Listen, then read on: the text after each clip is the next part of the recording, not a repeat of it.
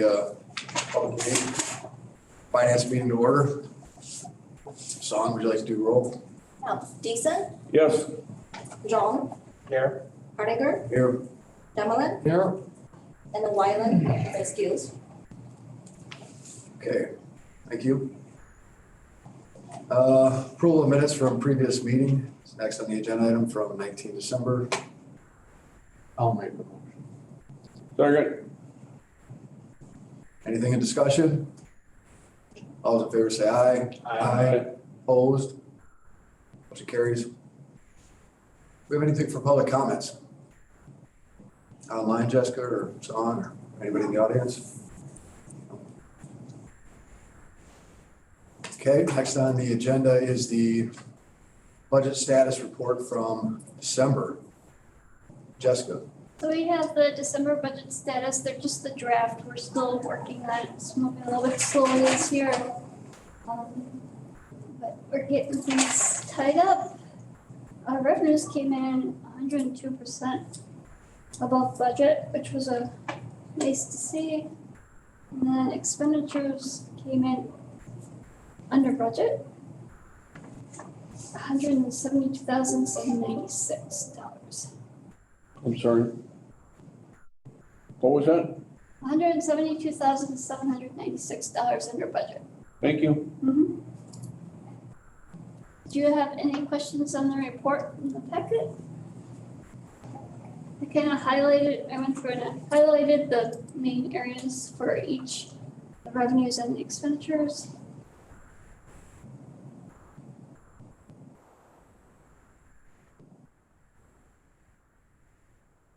Jess, can you remind me, are we typically under budget every year? 2020, 2019? Yes, we have been, especially since the pandemic, things have been in our favor, especially since we had lighter winters the last 2 years. This winter, I don't think we're going to be so good in the winter department. Last year, we did not buy any salt. So the salt that was expensed was half of the year before's purchase. So we had pretty large surplus in the winter maintenance budget. We did end up, normally when we budget surface maintenance, this is one of the things I did just a few weeks ago when I was looking at all the expenditures. We budget surface maintenance in a capital fund. We usually find other sources other than tax levy to pay for that. But with the surplus, I moved that expense of surface maintenance out of a capital projects fund into the general fund to kind of use up some of that surplus that we had this year. I'm leaving the balance in the capital projects funds for future years. Thank you.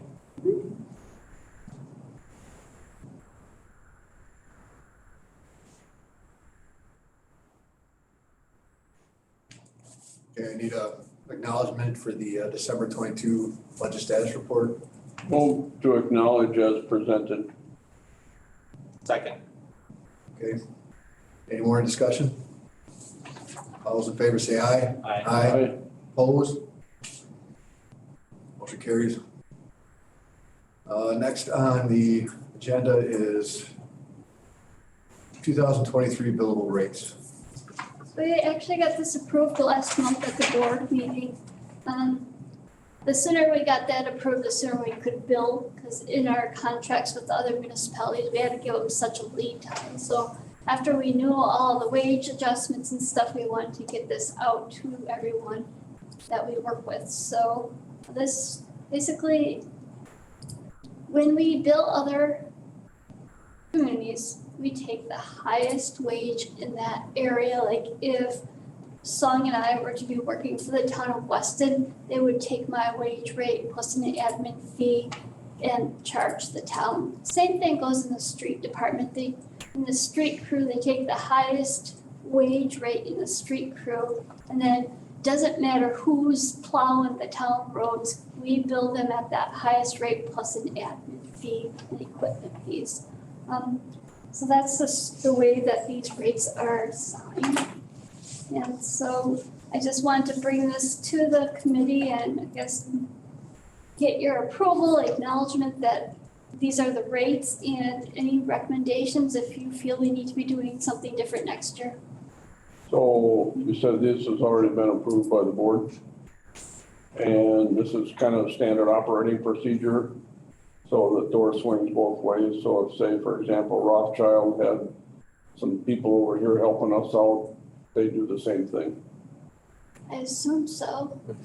I don't know if we actually have We don't have other agreements with other communities. This was just set up in the event that we were gonna be asked to provide services, so. If we were to ask somebody, I guess, So nobody's been knocking on our door saying, hey, come on down and help us, we need help? well, I think, no, I thought you were asking the opposite. If somebody, if we were gonna propose somebody else do work for us. No. Okay, my mistake.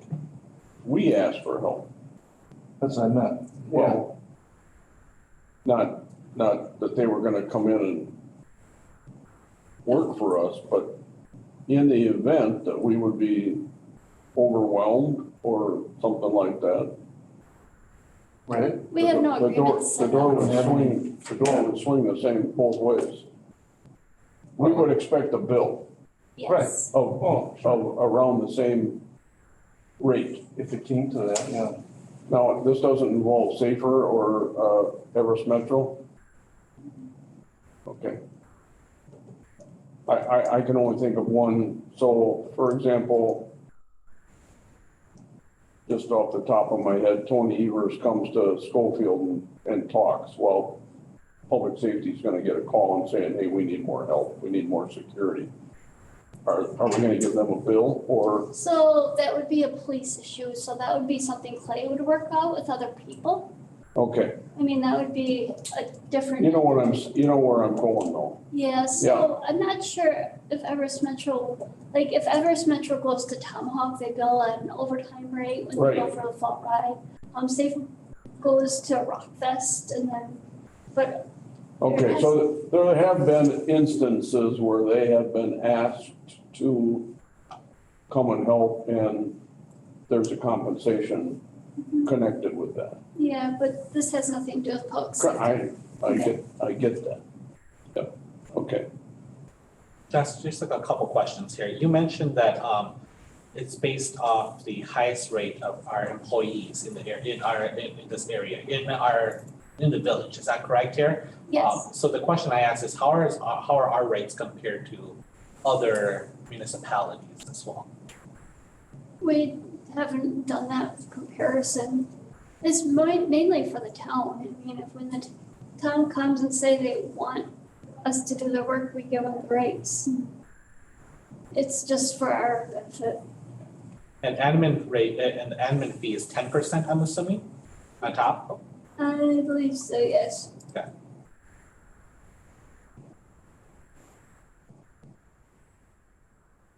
I guess for in the future, it would kind of be nice to know how we stack up with our closest surrounding neighbors with regards to that, you know, like Croninwetter, Rothschild, Schofield, in Wausau.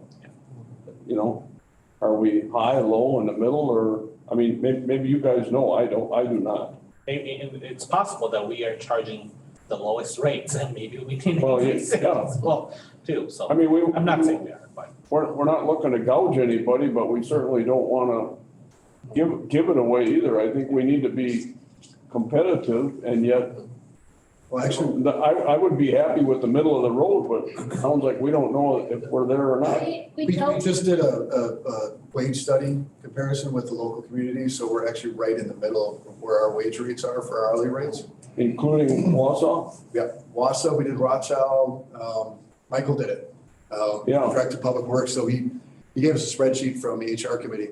Yeah, Let us know exactly where we ranked okay, within the community, and we're a little higher than some, a little lower than others, we're right in the middle. okay, well, that's So it's, kind of what I was wondering. yeah, it's pretty comparative, yeah. I mean, I wouldn't want to be the highest, but I certainly wouldn't want to be down at the bottom. Yeah, and believe it or not, Rothschild charges, I think it's like 50 or 75 cents an hour more. So, So I think really the reason this was set up is that we were trying to make it known that we were open to beginning relationships or assisting other communities because of because of budget needs in different places and possibly sharing our services as we were doing with building inspection when we had the extra capacity for a while. And we may come back to that again, now that we have another building inspector on staff. So I think that's the main reason this billing rate thing is in existence. And again, as Jessica said, for our service to the town, we also ended up furnishing some services to Ringo on a kind of a spur of the moment request on the last snowstorm. So this really isn't understanding necessarily where someone else is going to charge us, how much they're going to charge us. It's really what we feel we need to charge to recoup our costs and cover our overheads when we do that. And we need to know that. So I guess we can compare our wages, whatever other overheads people might charge. I guess I don't know, because we've not necessarily asked or wanted services from somewhere else. If we get to that point, I guess we can certainly talk to them about those kind of charges or what their rates might be. Yeah, but I mean, they'd have to have the capacity to do it as well. With your example to Ringo, okay, so Ringo needed some help, so, but, I just want to make sure that we're being properly compensated for Sure. time and materials. And that's what our rates are designed to do. Great. Keith, we used to provide services for chrono weather too, do we not? Up until beginning the first of this year, yeah. That was for our inspection services, if I recall correct? Right. And are those reviewed on an annual basis? So in other words, well, wages and benefits go up every year, it just seems to be, so those would be adjusted accordingly? Mm-hmm. Yeah. And I just have a procedure question. I think Mr. Deason mentioned that this has already been approved by the board already, correct? So I guess I'm kind of curious as to why it's coming back to a committee for approval. I was just bringing it back, like I said, in case you have any recommendations for the future. We look at this once a year, and we wanted to get our rates out so we could bill sooner, not wait a whole nother month. The final wage rates didn't get approved, so we're kind of always behind the eight ball. The only reason why I'm asking, because even if this committee decides to not approve it, the board's already approved it. So I guess I'm just kind of trying to. We're just looking for acknowledgement of this is what we're doing, this is how we're doing it, and any recommendations for the future. So in the future, is it possible to come back to this committee first before it goes to the board? Yeah, and if you have a recommendation, we'd like to get it prepared maybe a little bit differently before presenting it and then having to go back and represent it. I just think it makes more sense if it comes to committee and then goes to the board. Otherwise, this. It normally does, but like I said. I know, I get it, Jess. I'm just trying to restate it there that. We didn't have a meeting in February, so. I get it. At that point, it maybe would have been approved and then the board would have did it after. Yeah, and I kind of figured that is the case here, but just wanted to reemphasize that. It would be nice to just come to the committee and then goes to the board from there. Because it makes no sense for us to do part of it afterwards. I would concur, that's a good point.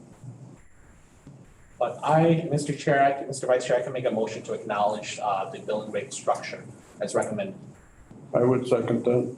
Motion and second. Any further discussion? Well, I have one question. Is it better to vote on this first and then my question on something similar to billable rates? I think you can comment on it Yeah, now. I would think. Well, Keith had mentioned talking about community or cooperating with other communities. And I know that, I think last fall I had sent you an email regarding possibly pooling together to save on expenses. And you had responded back to me on the salt purchases where it's through the state of Wisconsin. So it's not just Weston going and trying to get a contract and all these other communities, this all goes together. And I was just wondering, use a lot of paper, office supplies or whatever. I was wondering if anybody's ever given any thought to form a group, Weston, Rothschild, Schofield, Rib Mountain, Wausau, Moseley, other communities, and see if you can pool together other things, office supplies and equipment. I don't know if you have for your your trucks, if you do any bidding on petroleum products, and motor oils or whatever. This is something where, it's not gonna save you tens of thousands of dollars, but I was just wondering if the committees were pooled together and maybe form a committee and try to go out and bid on some of these types of paper or other products, office supplies that you use, you can maybe realize somewhat of a cost savings. Be nice to do it on a county level. Do it through the Marathon County. But it'd be something they would have to investigate to see at what level they would do it. Absolutely, yep, no, sounds good.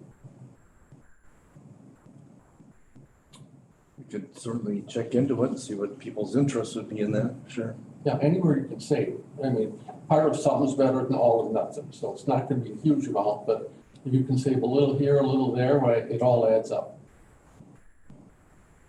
I know there's been discussions between the presidents of the different villages and the communities to start pooling our resources as far as like equipment goes. Yeah.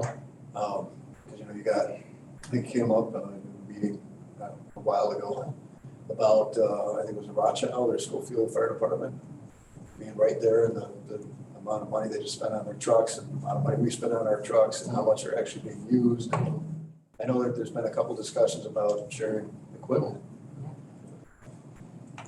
So. They can save money. We've done it before. Yeah. Should be able to do it. I know some of those trucks, I mean, they end up being 10 years old with, I mean, they're well outside of their, because they've been serviced so well but used so little, they come into problems having parts, at that point. The truck is perfectly well conditioned to be used, but then it's old, I know, I was the Village of Maine had that issue. They had like a really nice truck that it just hardly ever got used and it sat there for like 10 years or something like that, but, But no, it's a good thing.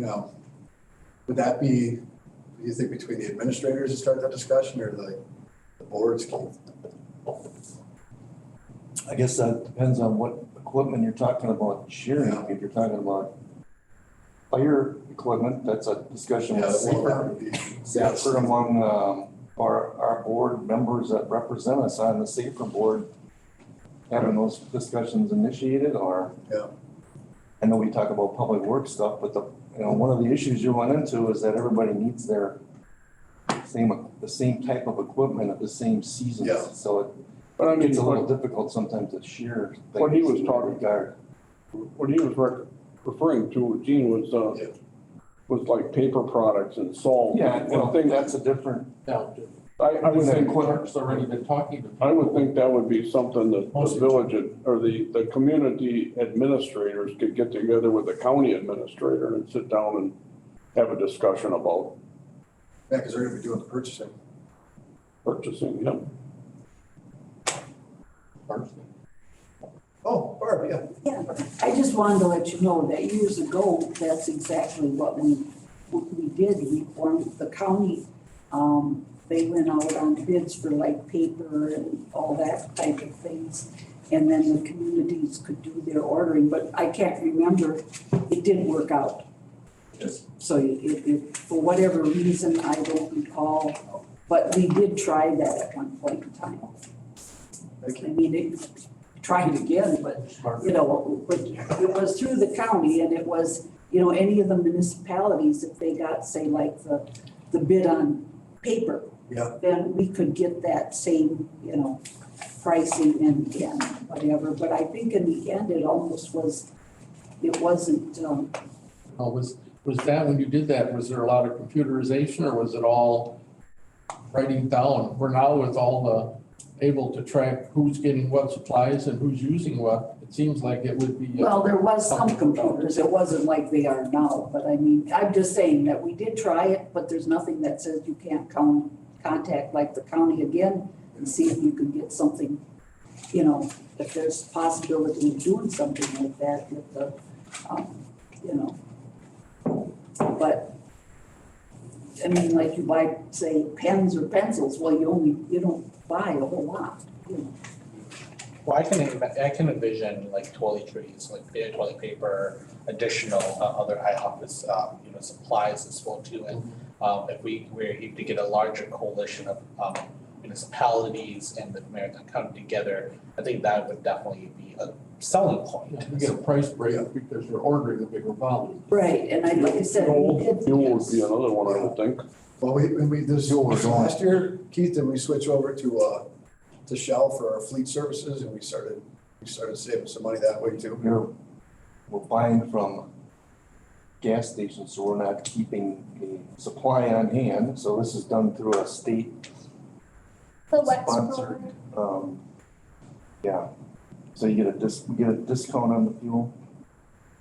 Even there When it's purchased. products, you Purchased at the pump from fuel stations rather than stored on site. So I think, we're getting whatever price break in a combination of a pool statewide that many other government agencies are participating in. Yeah, I guess maybe the point is that we do look after programs like these for cost saving measures. So I know it's come up a couple of times this last year, maybe just at the board level and maybe not in here, I don't know. But I know we've had discussions on things like this pretty regularly on how we're spending our money and doing it in a way that, we can take advantage of these larger programs.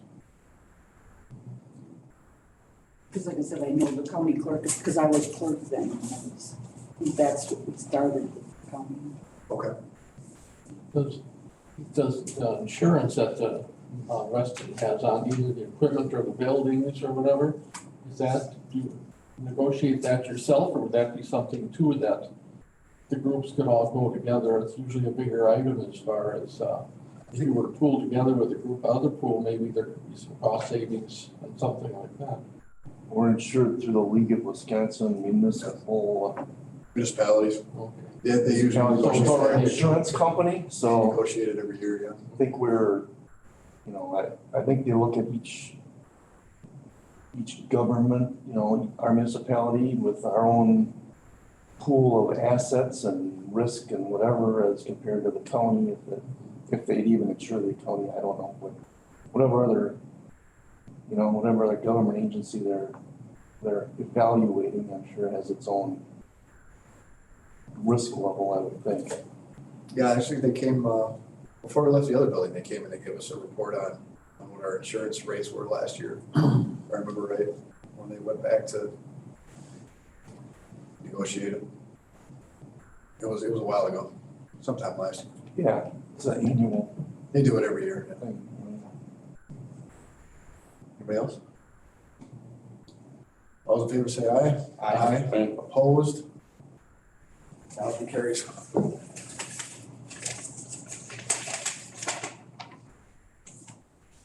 Next, policy issues number 7, assessor contract, 2023. Yes. And it's you again, Jessica. So with the assessor contract, we do have a contract with Greg to do our reassessment.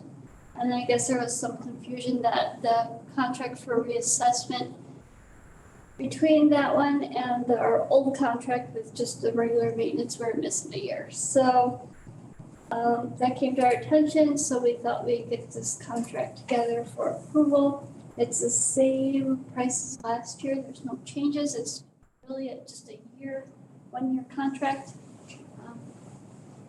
for Greg to continue working for us this year.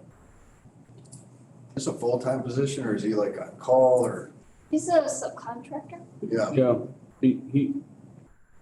he works with many municipalities. He's been with us for ages and I think he does a really great job.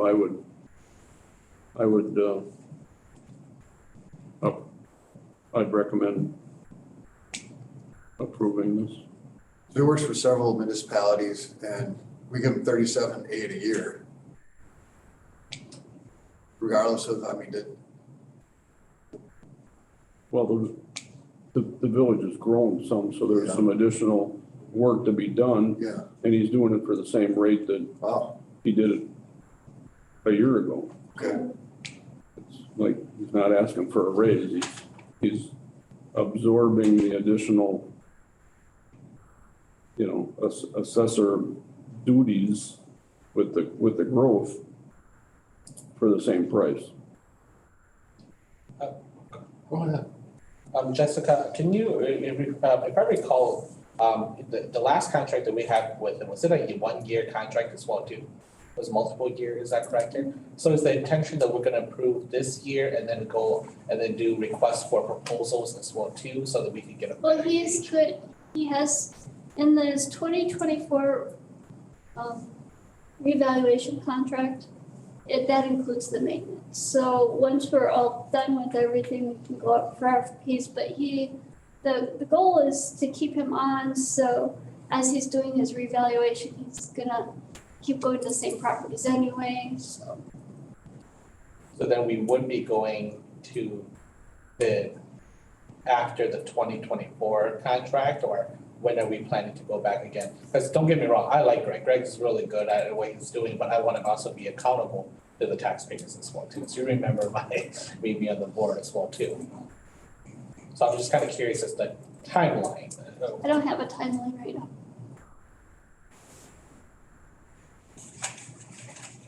We're just gonna get through this year, and before 2025, we'll have to see where the board stands on that, and if they wanna continue, because what would happen is, after he's done with his reassessment year, if there's a ton of complaints that come in and we switch to assessors, we wouldn't be able to refer them to Greg anymore.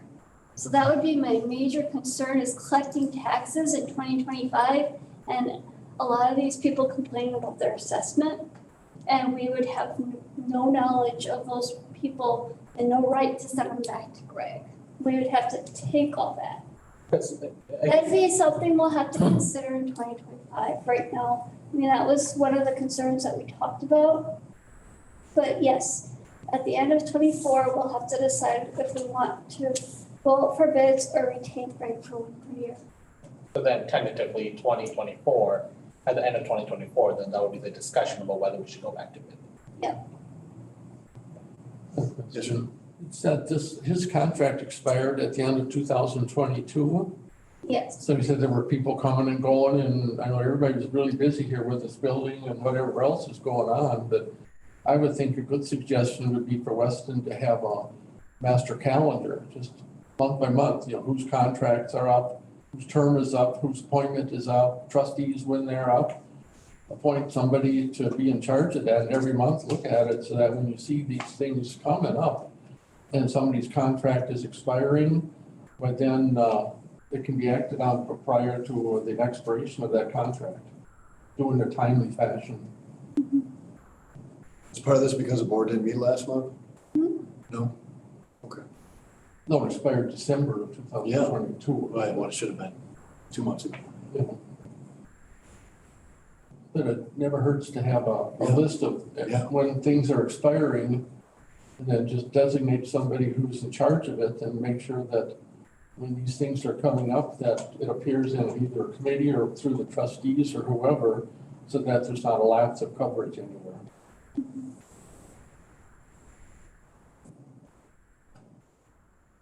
This is actually backdated the 1st of January then. Mhm. We haven't used the services in the last couple of months. The last couple of months is when he's been working. Assessments are as of January 1st, so he's actually been working. So he's been working. I talked to him at the beginning of January, I'm like, we still have a contract with you? He's like, oh, yeah. I'm like, okay. Okay. We saw a contract in the file for 22, but we didn't have a signed one. So someone reached out to him, do you have a signed one? Oh, yeah, and he's gonna get us a signed contract, and we realized that there was none. It expired. It expired. Okay. Yeah, so we. We all assumed we had a signed contract until nobody could find one, so. Okay. There must have been discussions on it in the past because we had one in there as if we brought it to the board and we could not see where it was ever signed. And we didn't see where it was brought or approved by the board either, so. We just throw this on the meeting for December of this year? Well, no, that one's already signed.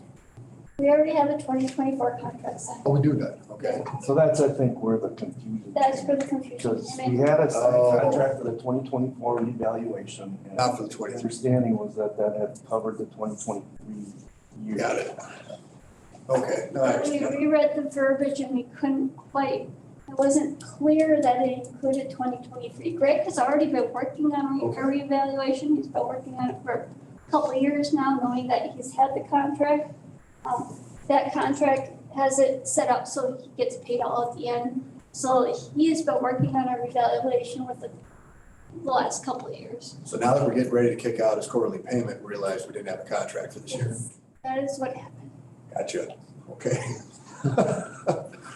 I will make a recommendation that, that we approve a renewal contract with Greg Schmidt for year 2023. We got Wolf. Easton's a second. Any further in discussion? All in favor, say aye. Aye. Opposed? Motion carried. Feel like it took a long time to get around that. Okay, next meeting date, Monday, April 17th, and I apologize, I meant to welcome Mr. Zong to the committee. So I think everybody knows who it is probably, but welcome back. Thank you.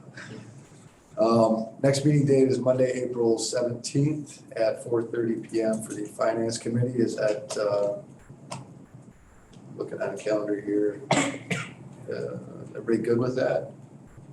4:30 good? We have to decide about tourism committee too. Is that tourism Monday? Was that decided? No. My issue with tourism is that it always goes too long and then we don't get a finance committee.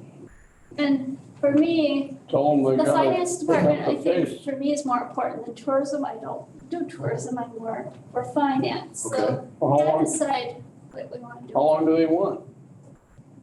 I don't Well, know. how long? Depends how all many right, applications they have. Let me rephrase it. How long are you gonna give them? Well, that was the problem. Part of me wants to do finance first, so we get our finance meeting in, and then they get whatever time there is before the board meeting. But on the other hand, maybe we just need to separate them. If we're gonna have lots of applications coming in, for the April meeting, we're gonna have to maybe separate it. So I have a, tourism commission member that can't make 4:30s anymore. He wants it at 5:30, which a half hour before the board meeting.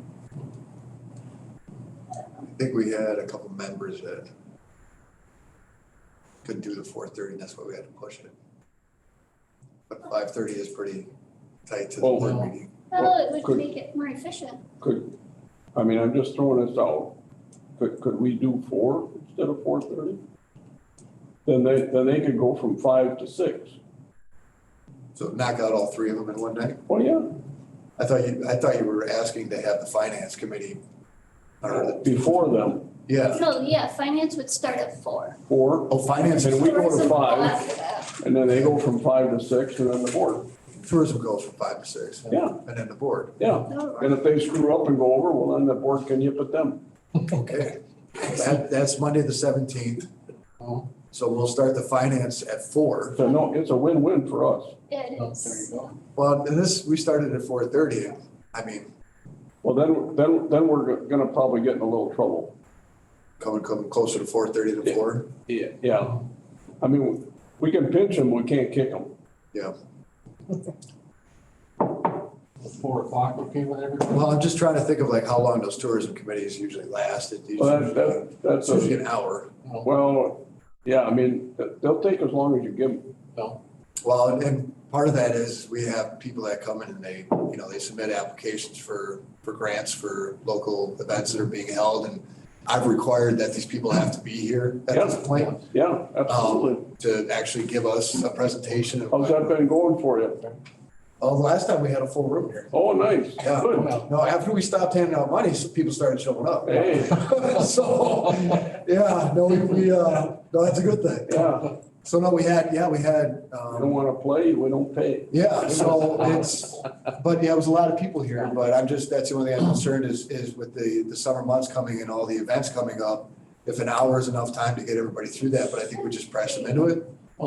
I think that'd be fine. Could you just tell those people that make presentations, keep it short? And they, you know, but some of them, they're new events and we're like, well, tell us about what's going on, you know, and then give us an idea where the money's going. I've You done this gotta, before. yeah, you gotta tell them that they get a couple of minutes and then we want the Yeah. Reader's Digest version.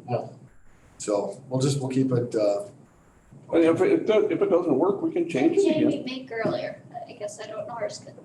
I don't think they've run that long. I think it's been pretty good. We had the whole softball team here because they had that thing going on. That was fine. It didn't last that long. I think an hour for each is probably good. Well, and you're, I don't know who chairs that, but you know, that's up to the facilitator too. I mean, if they start getting a little too wordy, you gotta reel them in. Yeah. I think that one of the reasons that it was the, who we work with up in Red Mountain. I can't think of his name right now. But part of the reason is there was a disconnect between their facility of kind of putting these things together and making sure these applications were done in a timely manner and then getting back to us and communicating those to people that were actually applying for it. So I think we got that, Mr. White. So we got that, I think, figured out now. But that was kind of a hiccup that we had. I think that's fine. You guys, can I split it in the middle though? How about 4:15 instead of, because I usually have to leave the job site early to get here. 15 minutes is 15. Every day is Saturday for me. I don't care what you do, buddy. Okay, so how about 4:15 is the next finance committee, and then we'll do the tourism at 5. And then the board of We usually trustees. phrase it immediately following. We do immediately following finance committee. Yeah, Right. okay. That way We start on time. They just get whatever we got left. Right. Whatever we, And these meetings typically don't last that long, yeah, so 45 minutes should be more than enough time. they're gonna have to learn to pick up the pace. Works for me. Yes, sir. 4:15 works. 4:15? Jessica, Song? Okay. So the 17th, 4:15 for the finance, 5 o'clock for the tourism.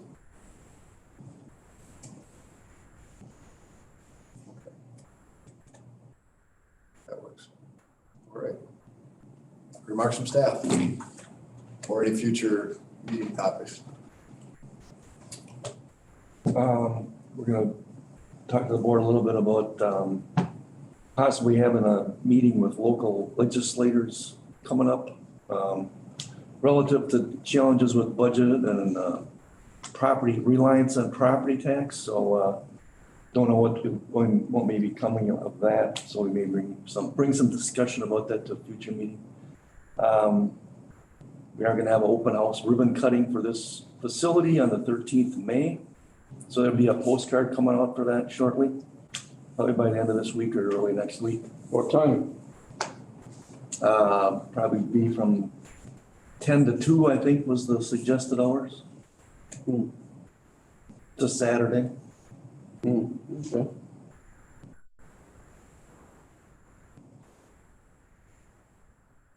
I'm sorry? Oh, yes. That's all I have. Okay, Sorry. that's okay. I just wanted to ask everyone to make sure, have you seen the public announcement with the village? We had some issues in our utility department. Oh, I'm sorry. No, Okay. So the village of Weston had some issues, some falsification of accounts in our utility department. Oh. That was discovered. Currently, Everest Metro is working on it. It is kind of a finance related item. That's why I thought I'd bring it here. Let you guys know if you did not see that announcement. But we are working with Everest Metro to get it resolved. We also have a communication with the PSC. It involves utility accounts. The water utility is regulated. So we want to make sure that how we're handling this stuff is approved by the PSC. So, yes. Do we know how much was embezzled? We're guesstimating around 20. And that was for not the the first last, time it's happened. So beyond the generalities, you really shouldn't be discussing this, because it is an ongoing investigation. I don't think the number has actually ever been mentioned in public, has it? I don't know. I don't think so. So I think that should be, It's a guess. We don't know. It's a guesstimate, we don't. I think, right.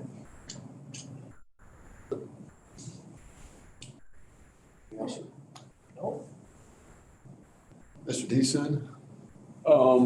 I just, it's come up a couple of times this evening where the board's already acted on things that now we're discussing, and it'd be nice to have that flipped where it gets run through here before it gets to them, and I know there's a variety of circumstances for why that happened, but my understanding is that's how it's supposed to work. I agree, So, okay. Enough said. Enough said. I agree. That's all I have. Dave? Well, I had, after, we didn't have a finance company in February, but we had a tourism meeting. And I know there were some things that came up at that meeting. And I had sent Jessica, or I sent an email out to the tourism commission people. And Jessica had said that it was a no-no. I shouldn't have sent that out. So, We had a walkie quorum. so, you know, there's so many damn rules. But anyway, I was just wondering, as far as bringing up, how do we bring up possible things in the future to talk about at these meetings? What's the proper? Right now, would be like when we have future topics that if you want something brought up at the next meeting, or if you want to email me or the chair, Oh, I okay. mean, that's the best way to put topics on the agenda. Is there something in particular we can get at? Well, we had, last time there was a question regarding groups holding a one-time event annually versus continuing funding. And that was my email as far as what's the policy of the tourism commission, as far as what's the tourism commission allowed to do, what aren't they allowed to do? And that was in my email. I think I sent you, and I got a response from one of the other members of the tourism commission before the no-no. So Yeah, that's why. Who would have thought? I didn't state my position. I just said it would be a good idea to bring this up in the future. So in other words, just email you. Okay. We can put something I on, promise. we can put something on the agenda for next month if you'd like to bring it up. Well, it would just be, when these things come up, you know, maybe the other people on the tourism commission have no idea what they can do, what they can't do, what's acceptable funding, what isn't acceptable funding. I went through it once before, that's why I was a little disappointed to hear that, because I did go through what we can and cannot fund, but I can do it again. I thought I did it not that long ago, but we can put it back on. Well, we could, I think you had a presentation that you put together, if I remember. Yeah, if you want, just send it to Dave. That'll probably help. And if you want to have put it up something on the agenda after that, we can request it. Well, no, I think once. Well, I can do it again, just as a reminder, I think, because we had another new member since then too. Because it can be a little confusing as far as where the money comes in and how we're able to spend it. Yeah. Because in all of our things, 99% of what we talked about was a one-time event for a group. Yeah. And then we were talking about a continuing funding, which I was in favor of that. Yeah. But is that allowable? I think you're targeting the wrong person to benefit. The people that are coming in for those events are the ones that should be coming to us, because they're the ones that put the heads in the beds, not the greenheads that are. We should be benefiting the small groups, not this massive organization that can raise millions of dollars. I mean, the purpose of our, but everyone's opinion is different. So. We had a mix of feelings on that. Yes, we do. Question. I do have one Yes. thing to ask too. I'm just kind of curious, Jess, with the Silicon Valley Bank obviously closing, the Signature Bank, et cetera, did that impact us in any way at all? It did actually. PSN, which is our utility service, like if you're doing, if you want to set up automatic utility payments, you would go through PSN. PSN also does, you can enter your checking account information and PSN will send us your ETF, there we go, to pay your utility bill. And PSN did notify us that payments were delayed because they used that bank. So we were actually affected by it. The subsequent emails said that everything is now timely. So it affected us by delaying payments. So not too significant, but. We didn't get penalized for that, did we? Just a follow-up, do we also check our other accounts to make sure that, I'm sure they are, but to make sure that they're all under FDIC accounts or, Your city is way over. We've always been over with Intercity. They give us an additional $1 million, but tax time is so difficult because we have so much money. Isn't Wisconsin's pretty regulated as far as financials? I know I used to work in financial.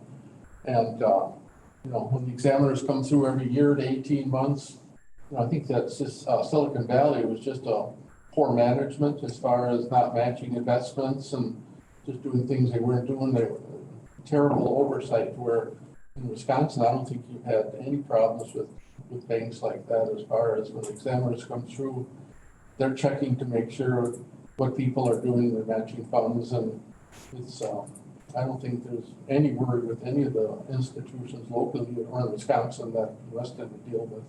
That's what I thought as well too. I was just trying to be cautious as No. I didn't understand what you said about intercity.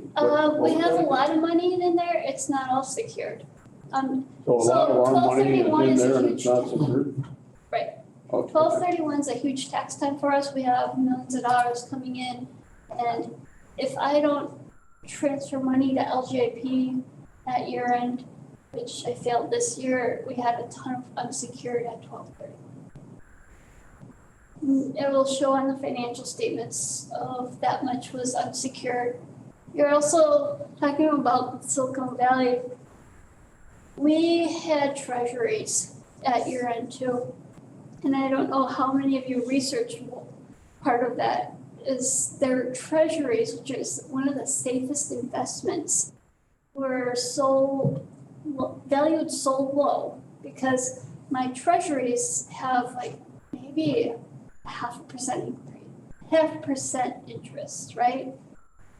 And now you can get 4%. Well, my treasuries are safe. I will get my $1 million back when it matures, but as of 12/31/2022, they were valued at, say, 700,000 instead of 1 million.